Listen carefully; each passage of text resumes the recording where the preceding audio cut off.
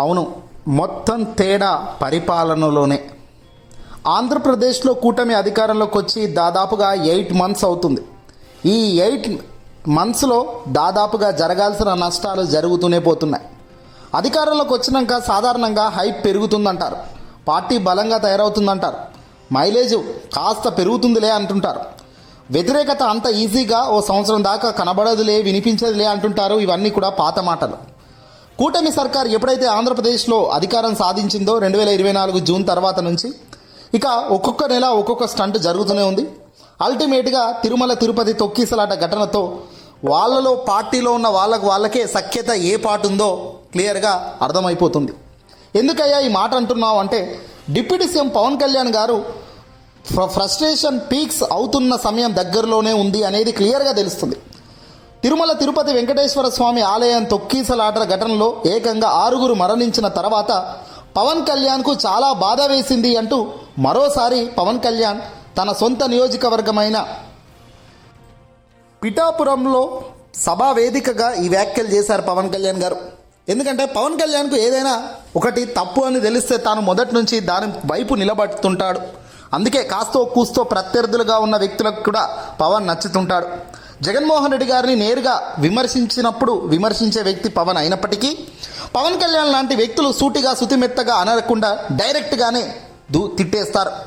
పవన్ తిరుమల ఘటన విన్న తర్వాత ముందుగా క్షమాపణలు చెప్పడం నిజంగా చంద్రబాబును మించిన హుందాతనం చూపించిన వ్యక్తిలో ఇతను గొప్ప వ్యక్తి అని చెప్పవచ్చు. తప్పు జరిగినప్పుడు క్షమాపణలు చెప్పిన తర్వాత ఇంకేదైనా మాట్లాడితే వినే ఆస్కారం ఉంటుంది.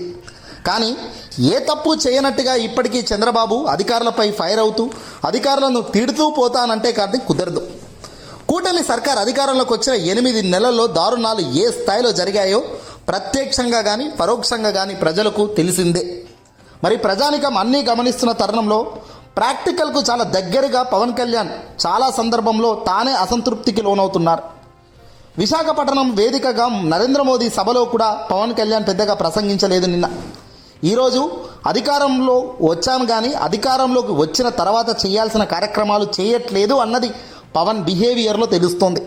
ప్రజలు తిరగబడతారు, రోడ్డు మీదకి వెళ్తే ప్రజలు చొక్కాలు పట్టుకొని అడిగే పరిస్థితి వస్తుందని ఇటీవల అన్నారు. ఏకంగా సూపర్ 6 లాంటి హామీలు గట్టిగా అరిచాం కదా, అవి చేయలేకపోతున్నాము బడ్జెట్ కారణంగా, కాబట్టి కష్టమే, మనం చేతులు ఎత్తేసినట్టే అన్నది పవన్ ముఖంలో స్పష్టంగా తెలుస్తుంది. అందుకే ప్రధాని మోదీ వచ్చినప్పుడు కూడా ఆయన పెద్దగా ఎక్కువగా మాట్లాడే ప్రయత్నం చేయలేదు. చంద్రబాబు నాయుడు లాంటి రాజకీయ చాణక్యుడితో ట్రావెల్ చేసేటప్పుడు చాలా అవరోధాలు ఉంటాయన్న సంగతి పవన్ కళ్యాణ్ బహుశా మర్చిపోయి ఉంటారు. ఏదో 40 ఏళ్ల సీనియర్ ఇండస్ట్రీ కదా, ఈయన చేతిలో అధికారం ఉంటే బాగా అభివృద్ధి చెందుతుంది ఆర్థికంగా అనుకున్నారు. కానీ ఈ 2024 ఎన్నికల తర్వాత పవన్ కళ్యాణ్కు కొద్దిగా సినిమా అర్థం అవ్వడం మొదలెట్టింది. ఎందుకంటే కూటమి అధికారంకి వచ్చిందా, ఎవరు అధికారంలోకి వచ్చారా అన్నది పాయింట్ కాదు. ప్రజలకు ఏదైనా చేయాలి అంటే రాష్ట్ర వ్యాప్తంగా రాబడి, రాష్ట్ర వ్యాప్తంగా ఆర్థికంగా ఏ స్థాయిలో ఉన్నామన్నది ప్రభుత్వంలో పవన్ ప్రస్తుతం ఉన్నాడు కాబట్టి చాలా దగ్గర నుంచే చూస్తున్నాడు. ఎప్పుడు కూడా పరిపాలనలో లోపాలు ఉండకూడదు, ఇది మొదటి ఆస్పెక్ట్. పరిపాలనలోనే లోపాలుంటే మొదటికే మోసం వస్తుంది. నారా లోకేష్ ఏకంగా చంద్రబాబు పేరు చెప్పుకోకుండా తానే ప్రతి ఒక్కటి డీల్ చేస్తూ ప్రతి దాంట్లో వేలు పెడుతున్నాడు అన్నది మొదటి నుంచి వస్తున్న ఒక ఆరోపణ. నారా లోకేష్ పెద్ద ఫైల్లో కూడా తన ఇన్వాల్వ్మెంట్లు ఉంటున్నాయని, మంత్రి కాస్త మొత్తం నేనే అనే కాడికి వచ్చిందన్నది చాలామంది చెప్తున్నారు. పరిపాలన లోపాలు స్పష్టంగా పవన్ కళ్యాణ్ నోటి నుంచే 2-3 సార్లు వినబడ్డాయి. హోంమంత్రి అనిత గారిని ఉద్దేశిస్తూ పవన్ కళ్యాణ్ గతంలో మొదట్లో ఒక మాట అన్నారు. అమ్మా హోంమంత్రి గారు, మీరు మీ విధులు పర్ఫెక్ట్గా నిర్వర్తించకపోతే ఆ హోంశాఖ కూడా నేను తీసుకోవాల్సిన పరిస్థితి వస్తుంది, అప్పుడు బాగుండదు. మామూలుగా నేను చుక్కలు చూపించాను, పోలీసులకు చెప్తున్నాను, పోలీసులు మాట వినట్లేదు, అసలు లా అండ్ ఆర్డరే రాష్ట్ర వ్యాప్తంగా లా అండ్ ఆర్డర్ సరిగ్గా లేదు అన్నారు.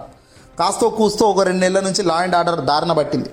లా అండ్ ఆర్డర్ బాగుపడుతుంది అనుకునే టైంలోనే తిరుమల తిరుపతి దేవస్థానంలో తొక్కిసలాటలు బయటపడ్డాయి. అంటే వ్యవస్థలో ఎక్కడో ఒక చోట పరిపాలన లోపాలు అనేది 2024లో కూటమి అధికారంలోకి వచ్చినాక చాలా బలంగానే కనబడుతున్నాయి అన్నది సత్యం. ఇలాగే ముందుకు వెళ్తే రాబోయే కొద్ది రోజుల్లో ఇలాగే 4 అడుగులు ముందుకేస్తే కనుక మరిన్ని సంఘటనలు, మరిన్ని దుర్ఘటనలు, లేదంటే ఊహించని పరిణామాలు ఏమైనా ఇలాగే కూటమి పరిపాలన లోపాలతో ఏమైనా జరిగితే కనుక కూటమి నుంచి వైదొలిగేందుకు పవన్ కళ్యాణ్ సిద్ధంగా ఉన్నారనేది సమాచారం తెలుస్తుంది. కూటమికి గుడ్ బై చెప్పేసి తన దారి తాను చూసుకుంటారు. సొంతంగా పార్టీ ఎలాగో బలంగానే ఉంది కాబట్టి మరింత బలం పెంచుకొని ప్రత్యర్థి పార్టీయే కాదు నేరుగా ఢీకొనేందుకు సిద్ధమయ్యే ఆస్కారం కూడా లేకపోలేదు. ఈ భయమే చంద్రబాబులో మొదట్లో నుంచి కూడా ఉంది. అందుకే నారా లోకేష్ను యాక్టివ్ చేసేందుకు చంద్రబాబు ప్రయత్నాలు చేస్తున్నారు. నారా లోకేష్కు క్లియర్ కట్గా పగ్గాలు ఇచ్చేందుకు సిద్ధమవుతున్నారు అనే సమాచారం కూడా ఒక వైపున అందుతుంది. అది ఎంత మేరకు కరెక్ట్ అనేది తెలియదు. చంద్రబాబు లాంటి సుదీర్ఘ రాజకీయ అనుభవం ఉన్న వ్యక్తికి ఈ తప్పులు చేస్తే ఇక నారా లోకేష్ చేతిలో రాష్ట్రం ఉంటే ఎవడైనా రాష్ట్రాన్ని నమ్మే పరిస్థితి ఉంటుందా అని కూడా ఓ వర్గం ప్రజలు ఆశ్చర్యంగా క్వశ్చన్ చేస్తున్నారు. ఏదేమైనప్పటికీ చంద్రబాబు పవన్ కళ్యాణ్ ఇద్దరు కలిసికట్టుగా ముందుకు అడుగులు వేసే అంత కూటమి బలంగానైతే రాబోయే రోజుల్లో ఉండకపోతుందేమో అనే సమాచారం వస్తుంది. ఎందుకంటే ఎక్కడో చోట ఏదో ఒక పరిపాలన లోపాలు కనబడుతున్నాయి. ఈరోజు తిరుమల తిరుపతి దేవస్థానంలో ఈవో శ్యామలరావుకు అలాగే చైర్మన్గా ఉన్న వ్యక్తికి ఇద్దరికి కూడా పడడం లేదనే సమాచారం వస్తుంది. ఇద్దరు కూడా చంద్రబాబు ముందే తిట్టుకుంటున్నారట. బిఆర్ నాయుడు అలాగే శ్యామలరావు నువ్వేంటి అని. అంటే ఇలా కమ్యూనికేషన్ లోపాలు ఉన్నాయి, పరిపాలనలో లోపాలు ఉన్నాయి, పార్టీల పరంగా ఇబ్బందులు ఉన్నాయి. రాబోయే రోజుల్లో పార్టీ పరంగా సీట్ల విషయాల్లో గందరగోళం తారాస్థాయికి పోయే ఛాన్సెస్ ఉన్నాయి.